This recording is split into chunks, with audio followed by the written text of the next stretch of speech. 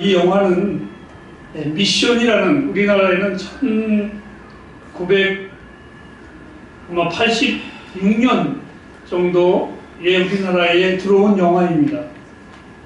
근데 이것은 실화를 근거로 한 1700년도에 브라질과 그 경계선에 있는 과라니족을 전도하기 위해서 선교하기 위한 유럽의 예수회라는 신부의 단체들이 이곳을 복음을 전하기 위해 갔다가 순교를 당하는 어느 선교사님의 이야기입니다. 그 선교사님이 과라니족이라는 미개인, 문명과는 거리가 먼 그들에게 복음을 전하기 위해서 갔다가 그 십자가에 묶여 도리어 이구아스 폭포라는 세계적으로 유명한 거대한 폭포에 휩쓸려 떠내려 보내는 순교의 장면이기도 합니다. 영화는 제가 여러분들에게 여기까지 보여드렸지만 끝내는 그 동네는 이 신부들의 헌신으로 인해서 복음화가 되었고 브라질은 지금도 온 땅이 천주교의 나라처럼 돼버리고 점령을 당했다고 봐도 과언이 아닙니다. 그런데 이 사람이 죽은 후에 그 시신을 가지고 같은 예수회 출신의 신부 두 사람이 의논을 했습니다. 다시 우리는 그곳에 가야 됩니다. 죽음을 무릅쓰고 세려도 우리는 또 가야 됩니다. 그럴 때에 한 젊은 신부가 이렇게 말했습니다. 제가 젊기 때문에 그 폭포를 올라갈 수 있는 힘이 저에게 있으니까 내가 가겠습니다. 하나 늙은 신부가, 나이 많은 신부가 말렸습니다. 아니다. 그 순교한 신부를 내가 보냈기 때문에 내게 책임이 있으니까 내가 가야 된다 라고 하면서 결국은 나이 많은 신부가 과라니족들이 있는 그곳에 가서 끝내 복음으로 승리하는 내용이 바로 이 미션이라는 영화입니다. 제가 여러분에게 왜 이러한 영화를 잠시 보여드리냐면 세상에 어두움의 권세와 싸우는 교회와 하나님의 백성들입니다. 그렇기 때문에 우리들은 어느 한 사람만이 잘나서 승리하는 것이 아니라 우리는 팀워크, 아주 중요한 하나님의 한 백성이고 한 공동체라는 것을 먼저 아셔야만 합니다. 하나님의 일을 하는 데 있어서 영웅처럼 혼자서 척척 해내는 것은 결코 하나님이 허락하지를 않습니다. 그래서 하나님은 제자들을 이 땅에 보낼 때에도 두세 명씩 짝을 지어 복음을 전하게 하셨고 언제나 하나님은 혼자가 아니라 하나님을 돕는 하나님의 백성들이 곳곳에 있어 함께 일하기를 하나님이 원하십니다. 더 나아가서 하나님의 사람들은 함께 일하는 그들을 통해서 서로 위로하고 서로 격려하고 그리고 그들을 통해서 서로 기쁨을 가지고 세상을 넉넉히 이기는 하나님의 무리들이라고 봐도 과언은 아닙니다. 오늘 이 본문에 바울이 어려울 때 그를 그렇게 도왔었던 빌립보 교회였었습니다. 하지만 그렇게 빌립보 교회를 사랑하고 아꼈었던 바울이 섬겼었던 그 빌립보 교회 안에도 인간이 있는 거로 언제나 분쟁이 그 안에 있었습니다. 그래서 바울은 비록 교도소에 안에 있었지만 언제나 그의 마음이 편치가 않았습니다. 왜? 내가 사랑하는 교회가 언제나 행복하고 정말 주를 잘 섬기며 주의 영광을 위해서 복된 교회, 전도하는 교회로 나아가기를 원했는데 그 안에 분쟁이 있음을 보고 바울의 마음은 늘 근심이 되었습니다.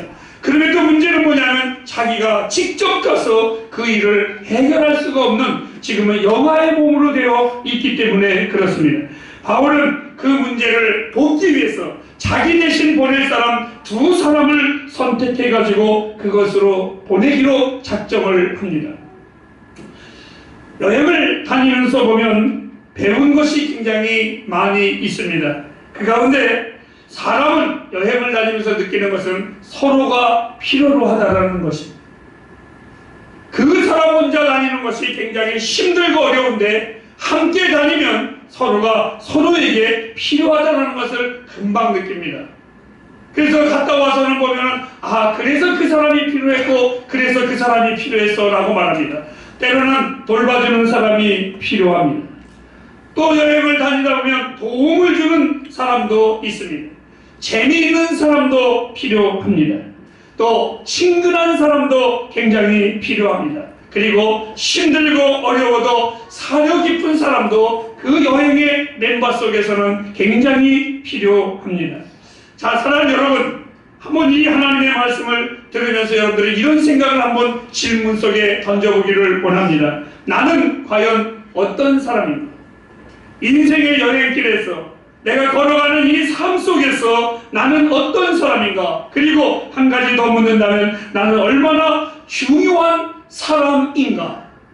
하나님이 나를 그냥 만드시지는 않았을 겁니다. 반드시 어떤 목적이 있고 그 목적은 하나님의 목적이기에 천한 것이 아니라 굉장히 중요한 것입니다. 즉 나는 누군가를 분명히 필요로 하고 있으며 나 역시 누군가에게 꼭 필요한 존재인가를 나는 여러분에게 한번 묻고 싶습니다. 나는 과연 어떠한 존재인가? 그리고 나의 주변에 나의 공동체 안에 나는 과연 어떠한 사람인가? 오늘 이 바울은 참으로 인간적인 사람이었었습니다. 그래서 이 바울의 인생 속에 아주 위대한 하나님의 사도임에도 불구하고 그의 주변에는 언제나 많은 사람들이 있었습니다. 그것은 무엇을 뜻하느냐? 그 사람 역시도 자기를 도울 하나님의 사람들이 필요했다는 것을 가르쳐주고 있습니다. 바울이 병이 들었을 때에는 의사 누가가 필요했습니다.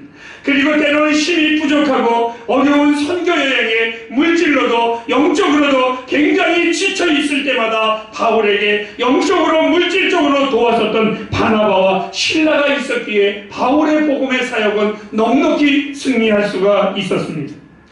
분명 바울의 환경은 굉장히 열악했습니다. 언제 그에게 죽음의 형벌이 단정히 단행될지도 그는 몰랐습니다. 그리고 가장 깊은 감옥에 빠져 하루가 오늘인지 오늘이 하루인지 전혀 종잡을 수 없는 시간 속에 그의 썩어져가는 육체의 질병과 보이지 아니하는 눈의 안질과 여러 가지 삶의 질병들로 인하여 그는 너무너무나 힘이 들었고 고달픈 감옥소에 생활을 했습니다.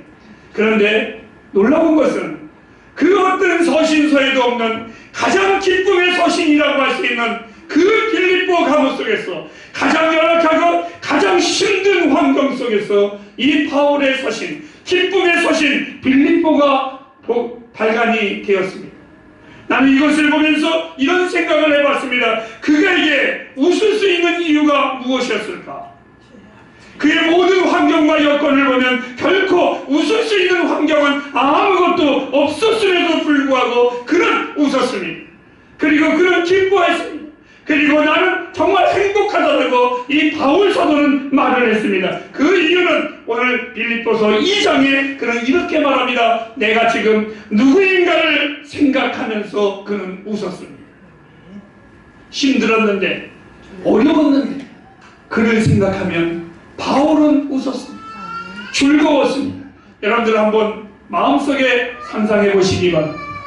그분 때문에, 그일 때문에, 그리고 그 사람 때문에 여러분들은 행복하게 웃을 수 있는 사람이 떠오르고 계십니다. 오늘 이 빌립보 서신에 아주 평범한 두 사람의 이름이 나옵니다. 나의 아들이라고 부르는 디모데와 나의 형제라고 부르는 에바브로디도라는 사람이 나옵니다. 옥중에서 이 두 사람을 생각하면 바울 사도는 웃을 수밖에 없었고 이 두 사람 때문에 바울은 기뻐할 수밖에 없었습니다. 전에 한번 미국에 가는데 제 옆에 앉아 계신 분이 굉장히 12시간, 13시간 비행을 가니까 얼마나 힘들겠습니까? 근데 그분은 간혹 한 번씩 무엇인가를 쓱 꺼내서 보고 웃으십니다. 그래서 궁금해서 저도 슬쩍 컨닝을 좀 해봤습니다. 그랬더니 이분이 힘들 때마다 지갑에서 쓱 꺼내서 한 번 보시고 혼자 웃으십니다. 알고 보니까 손자와 손녀를 보러 가는 거예요. 그 아이들을 보면 그 미국의 길이 이분은 힘들지 않고 즐거움으로 갈 수가 있었다고 합니다. 여러분, 오늘 우리의 인생길에 나에게 기쁨을 줄 수 있고 웃음을 줄 수 있는 사람이 여러분의 주변에 많이 있기를 주님의 이름으로 축복합니다. 바울이 되기까지 이 두 사람의 역할은 너무너무나 소중했습니다. 어떻게 보면 바울이 되기까지 바울의 능력으로, 바울의 사명으로, 바울의 제주로 된 것보다는 오히려 바울을 바울 되게 했었던 주변에 많은 사람들이 있었기에 분명히 바울이 되었습니다. 오늘 이 빌립보 서신 역시 마찬가지로 이 두 사람이 없었더라면 전달되지 않았고 오늘 나와 여러분에게도 이 빌립보 서신은 읽지를 못했을 것입니다.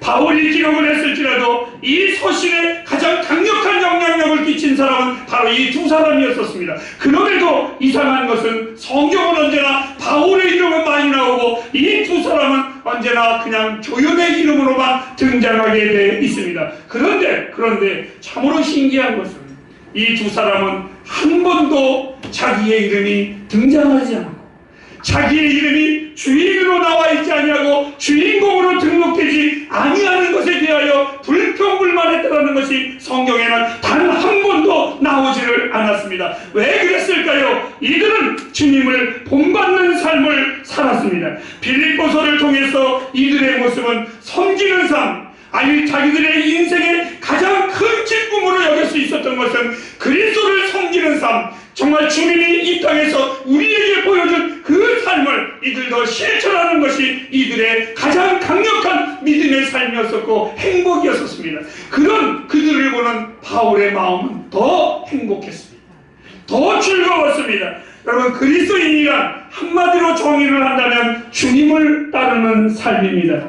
주님이 여러분들 이 땅에 오신 삶의 목적이 무엇인지 알고 계시죠? 주님은 이렇게 말했습니다. 나는 섬김을 받으러 온 것이 아니라 그때 당시에 모든 율법자들과 성경학자들과 제사장들과 서기관들과 종교인들은 다 자기만 섬김을 받고 다 자기만 인정을 받아야 될 때에 주님은 파격적인 선언을 했습니다. 내가 이 땅에 온 것은 섬김을 받으러 온 것이 아니라 도리어 섬기러 왔느니라고. 여러분, 사람은 누구나 인정받기를 원합니다. 오늘 본문의 21절 말씀에도 빌립보 교회 안에는 자기의 이익을 구하는 자가 너무너무나 많이 있었습니다.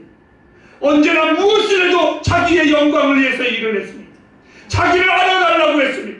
찬양을 해도 자기의 노래를 알아달라고 했습니다. 설교를 해도 자기의 설교가 위대하다는 것을 알아달라고 하는 사람들이 이 교회 안에 가득했습니다. 성경을 해도 가장 많이 헌금한 사람이 주보에 가장 먼저 이름을 쓰여지기를 원했습니다. 아니, 가장 자기가 일을 많이 한 사람은 언제나 교회 안에서 존경받기를 언제나 원했습니다. 헌금을 할 때 해도 남들에게 보듯이 했습니다. 더 많이 하기를 원했습니다. 왜? 자기의 일을 구하는 자들이었었습니다.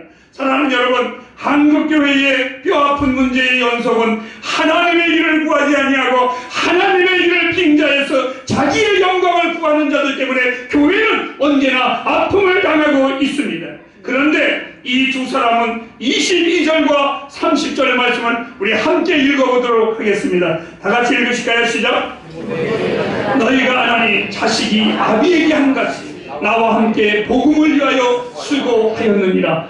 저가 그리스도의 일을 위하여 죽기에 이르러도 자기 목숨을 돌아보지 아니한 것은 나를 섬기는 너희의 일에 부족함을 채우려 함이니라. 그런데 디모데는 바울 사도를 마치 자식이 아버지를 대하듯이 복음에 함께 수고한 자였었고, 에바브로디도는 자기의 몸이 죽을 거기 걸렸으면서도 불구하고 이 복음의 사역에 함께 뛰어든 이 두 사람은 그 교회의 성도들과는 너무나 달랐습니다.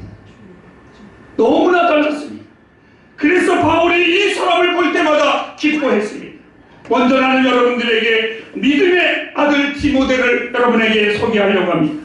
로마의 감옥에 갇힌 바울은 자기가 빌립보 교회를 갈 수가 없었음을 그는 분명히 느꼈습니다.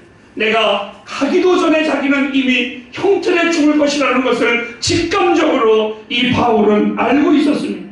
그래서 젊은 자기가 전도한 믿음의 친구인 디모데를 보내기로 합니다. 이는 복음을 위해서라면, 교회를 위해서라면 누구보다도 먼저 달려갈 준비가 되어 있었던 믿음의 청년이었었습니다. 아니, 이렇게 표현하는 게 맞을 것 같습니다. 디모데의 모든 서신에 종작 하나로 묶어서 이야기를 한다면 삶의 우선순위가 분명히 확립된 청년이었었습니다. 아멘. 믿음의 분명한 확고한 사명을 가진 사람이었었습니다. 어떻게 주님을 위해서 그렇게 헌신할 수 있었을까? 오늘 22절에 보면 디모데는 예수를 믿고 난 뒤에 그는 분명한 것을 알았습니다. 왜요? 우리 인생에게 진정한 필요가 무엇이며 우리 모든 사람에게 진정한 희망이 예수님을 알았기에 이는 바울 사도가 선교할 때에 그도 자기의 인생을 저 선교팀에 헌신하기로 작정했었던 사람이며 바울의 선교팀에 합류를 했습니다. 그리고 그는 바울을 도왔습니다. 그의 섬김이 오늘 바울 사도가 22절에 이렇게 말합니다. 마치 자식이 아비를 대하듯이. 얼마나 겸손하게, 얼마나 진지하게 그 바울의 복음을 전하는 것을 도왔으면 자식이 아비를 대함과 같이. 그러나 여러분 꼭 주목하시기를 바랍니다. 우리 한국교회와 그리고 우리 햇불교회가 주님 오시는 날까지 이 내용을 가슴에 꼭 새겨주시기를 부탁을 드리겠습니다. 아멘. 바울은 오늘 22절에 이렇게 말했습니다. 디모데가 자기를 아비와 같이 섬겼다라고 표현하지 아니하고 나의 복음을 위하여 함께 수고했다고. 햇불가정 여러분, 다시 한번 부탁드립니다. 제가 이 교회에 있는 동안 나를 섬기지 마시기 바랍니다. 섬김의 대상은 오직 예수 외에는 없습니다. 오직 예수님만이 우리의 섬김의 대상이지 그 누구도 섬김의 대상은 없습니다. 여러분, 나에게 잘해주려고 나를 섬기고 나를 섬기는 것이 죽게 하는 거라고 여러분 그러한 거짓된 복음에 속지 마시기를 바랍니다. 나와 함께 복음을 위해서 헌신해 주시기 바랍니다. 제가 선교할 때에 여러분들도 선교하시고 내가 교회를 위하여 복음을 전할 때 여러분들도 복음을 전해주시고 내가 교회를 위해서 일할 때 여러분들도 함께 일해 주시기를 바랍니다. 바울은 하나님의 선교 사역에 함께하는 디모데를 볼 때마다 그는 기뻤습니다. 저는 나에게 인사를 잘하며 섬기는 것보다 나와 여러분이 주를 위해서 사는 모습을 볼 때 그것이 나의 기쁨입니다. 아멘. 그것이 우리 주님의 기쁨입니다. 두 번째, 에바브로디도입니다. 30절 말씀을 우리 다 같이 한번 보도록 하겠습니다. 시작. 죽기에 이르러도 자기 목숨을 돌아보지 아니한 것은 나를 섬기는 너희 일의 부족함을 채우려 합니다. 이 에바브로디도라는 사람은 복음을 위해서는 목숨을 돌아보지 않았다. 주님의 일이란 어떤 것이겠습니까? 거창한 것일까요? 결코 아닙니다. 오늘 성경을 통해서 아주 작은 섬김입니다. 바울이 빌립보 교회가 너무너무나 궁금했습니다. 디모데가 잘하는지 그리고 그들이 복음의 사역을 잘하는지 궁금했습니다. 자기가 가지 못하는 환경 속에서 누군가를 보내고 싶었습니다. 오늘 25절에 보면 에바브로디도를 너희에게 보내는 것이 필요할 것 같으라고 바울은 말을 합니다. 이 사람이 어떤 사람입니까? 바울이 감옥에 갇혔으면서도 알고 빌립보 교회의 성도들의 헌금을 가지고 로마에 온 사람이 바로 이 사람이었습니다. 27절 말씀에 보면 그가 그 빌립보에서 바울이 있는 로마에 올 때까지 이에게 도중에 심각한 질병이 걸렸습니다. 그 질병의 내용은 어떤 병인지는 모르지만 생사의 갈림길에 정말 언제 죽을지 모르는 중병에 이 사람이 걸렸습니다. 그런데 성경에 보면 이런 걱정을 하고 있는 이 사람을 한번 보시기 바랍니다. 26절 무엇이라고 얘기하는가? 시작. 자기 병든 것을 너희가 들은 줄을 알고 심히 근심하라. 즉 이러한 말입니다. 자기의 병으로 인하여 교회가 염려할 것을 생각하여 말하지 않냐. 자기가 아픈 것이 교회에 덕이 되지 않을까. 오히려 교회가 염려할까봐 그는 아무 말 하지 아니하고 죽을 병을 가지고도 순종했었던 하나님의 사람입니다. 자기만을 하는 풍조 속에, 이기적인 세상 속에 얼마나 타인을 위하여 배려할 줄 아는 이 에바브로드를 보면서 여러분, 바울은 아마 디모데를 보면 기뻐했다면 에바브로디도를 보면 그는 행복했을 것이고, 그는 너무나 행복하고 기뻐했을 것입니다. 아멘. 교회 안에 작은 일에 봉사하는 이들이 굉장히 많이 있습니다. 오늘도 우리 집사님 기도하실 때에 참 아름다운 기도를 해주셨습니다. 찬양팀이 있습니다. 교사가 있습니다. 온전히 하나님의 사람들, 안내하는 사람들, 예배 후에 정리하는 사람들, 기도팀, 그 어느 것 하나하나 다 가만히 보면 여러분, 목사 외에는 눈에 띄는 사역이 없습니다. 다 가려진 사역들입니다. 아무것도 없습니다. 그러나 하나님은 틀림없이 말합니다. 사랑하는 종들이여, 자부심을 가지시기 바랍니다. 여러분의 그 작은 섬김이 하나님의 나라를 확장하고 복음의 영광을 드러낸다는 사실을 잊지 마시기를 바랍니다. 자기보다 남을 더 여길 줄 알았었던 이 에바브로디도를 생각할 때마다 그는 기뻐했고 그는 행복해했습니다. 디모데와 이 에바브로디도를 청구할 때에 바울은 이렇게 했습니다. 나와 함께 복음의 종대. 그리고 오늘 본문 20절에 보면 이는 나와 뜻을 같이 한다. 여러분, 사람을 만날 때에 같은 마음, 같은 뜻을 가지고 만나는 사람은 쉽지 않습니다. 참 어렵습니다. 그런데 바울이 이는 나와 뜻을 같이 한 자이며, 그리고 다른 사람을 진실로 생각할 줄 아는 그러한 사람이었습니다. 아멘. 자기의 영광을 구하는 자들이 빌립보 교회 안에 너무나 많이 있었습니다. 2장 3절과 4절에 보면 다툼하고 허용하고 교만으로 일할 때 이들은 달랐습니다. 다 자기가 잘났다고 떠드는 자들 앞에서 이 사람들은 다른 일을 위해서 마음을 쏟고 다른 이들을 위해서 이 사람은 살았습니다. 아마 이 두 사람의 삶의 비밀은 무엇인가를 알고 싶다면 예수를 닮았습니다. 아멘. 주님을 닮았습니다. 그리스도 예수의 마음, 그 종의 마음을 가지고 이 두 사람은 살았습니다. 그래서 바울이 이 사람들을 볼 때마다 행복했고 이 사람을 볼 때마다 기뻐했습니다. 이제 빌립보서 2장을 마치면서 아주 소중하고 아주 귀중한 나의 친구를 여러분에게 소개하겠습니다. 나의 친구의 이름은 예수 그리스도이십니다. 우리는 성경을 보면서 때로는 설교를 들으면서 디모데가 훌륭하구나, 에바브로디도가 참으로 훌륭하구나, 큰 의미를 줄 수는 있지만 성경에 그 누구도 예수 그리스도를 대신할 수는 없습니다. 나는 세상에 조금도 망설이지 않고 말합니다. 나에게 놀라운 일을 행하신 나의 구원자, 이분을 결코 다른 곳에서는 만날 수 없고 이분을 결코 아무나 친구로 삼을 수 없습니다. 예수 외에 어느 누구도 나를 변화시키고 나의 마음을 정말 축복하실 분은 없습니다. 예수보다 더 좋은 친구는 없습니다.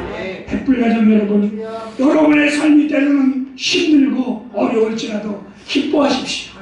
바울이 두 사람을 보면 기뻐했듯이 나와 여러분들은 어떤 어려움과 고통 속에서도 예수만 생각하면 기뻐할 수 있습니다. 나는 나의 심장이 머무는 그 시간에도 웃을 수 있습니다.